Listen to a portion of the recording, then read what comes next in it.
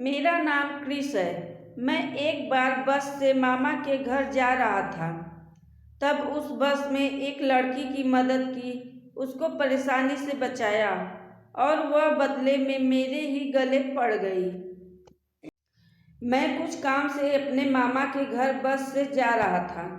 मेरे मामा उमाशंकर हमसे 8 साल बड़े थे, पर हम दोनों में एक दोस्त जैसा बातचीत था। हर बात हम लोग खुलकर करते थे, क्योंकि मामा भी रंगीन मिजाज के थे। मैं अपने समय से घर से निकला, क्योंकि एक बस मेरे मामा के घर के पास होकर जाती है। जब मैं बस अड्डे पर पहुंचा तो बस आ चुकी थी। मैं भी एक सीट पर जाकर बैठ गया। मैंने अपना सामान सीट के नीचे रख दिया। देखते ही देखते बस में काफ़ी भीड़ हो गई। जो यात्री खड़े थे उनके शरीर एक दूसरे से चिपके थे, क्योंकि प्राइवेट बसों में यही होता है। जितने यात्री सीट पर बैठे हैं उसके दूना यात्री खड़े होकर यात्रा करते हैं। बस के चलने का समय हो गया था। तभी एक लड़की जल्दी जल्दी अंदर आई और सीट ढूंढते हुए मेरी सीट के बगल में आकर खड़ी हो गई। उस लड़की की उम्र 22 के करीब थी, जो मेरे से 1 साल छोटी थी। मैं 1-2 बार हेलो जी कह के पुकारा, क्योंकि उसका पैर मेरे में टच हो रहा था। अब बस भी चल दी। मैं भी अपने फ़ोन में लग गया। उसी भीड़ में कंडक्टर आया और टिकट चेक करने लगा। सबने अपने अपने टिकट दिखा दिए और जो नहीं लिए थे वह अपना टिकट बनवा लिए। फिर वह लड़की ने भी उसी जगह का टिकट लिया जहां हमें उतरना था। जब बस ने टर्न हुआ तो वह लड़की मेरे ऊपर गिर पड़ी। फिर उसने सॉरी बोला। तब मैंने पूछा, आप किसी रिश्तेदार के यहाँ जा रही हैं क्या? तब वह लड़की बोली, नहीं, मैं अपने घर जा रही हूँ। यहाँ पढ़ाई करती हो या कोई जॉब करती हो? तो लड़की बोली, हाँ, मैं यहाँ जॉब करती हूँ। बात बात में पता चला वह मामा के पड़ोस में रहती है। वह मामा को जानती है। अब मैं खड़ा हो गया और उसको बैठने के लिए कहा। पहले तो वह नानुकुर की, फिर बैठ गई। तब मैंने उसका नाम पूछा तो वह अपना नाम कीर्ति बताई। फिर बात करते हुए हम दोनों बहुत घुल मिल गए। तब तक हम दोनों का पड़ाव आ गया।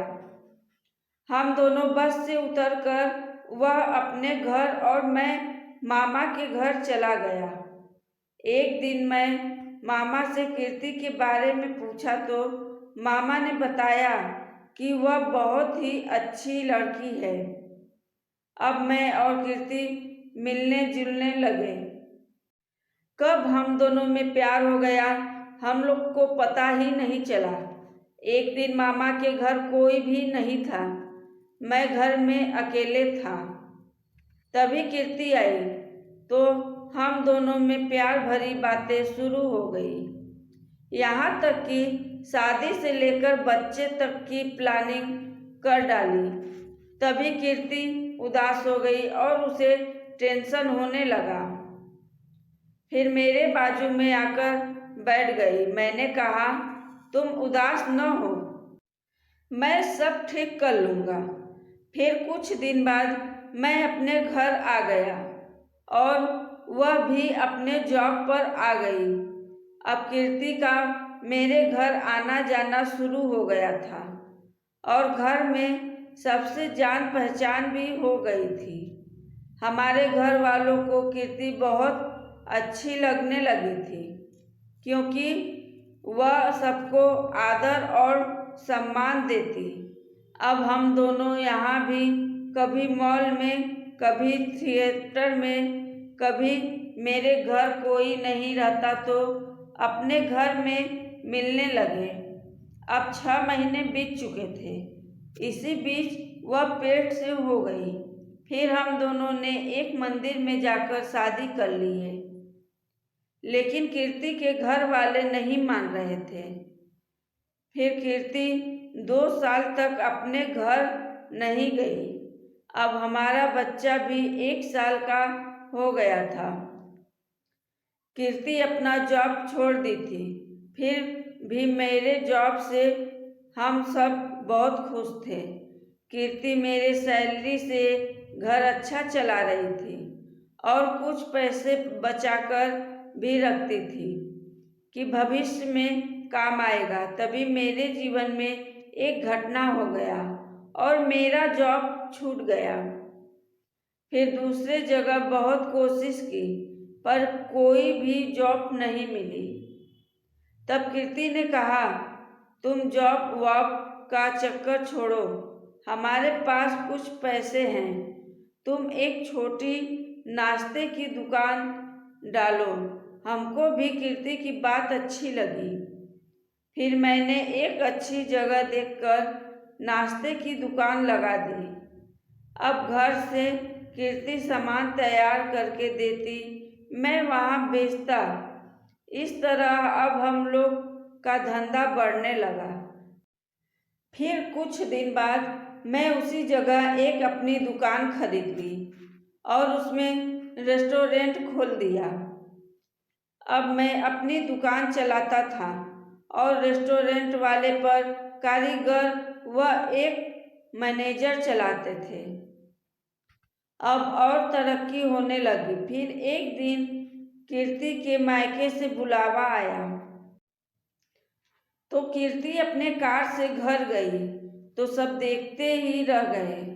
उसके घर वाले अब कीर्ति से अच्छे से बात करने लगते हैं। कीर्ति भी खुश हो जाती है। एक समझदार पत्नी अपने परिवार को कैसे चलाती है। किसी ने ठीक कहा है, हर आदमी के बढ़ने के पीछे एक औरत का हाथ और साथ दोनों होता है।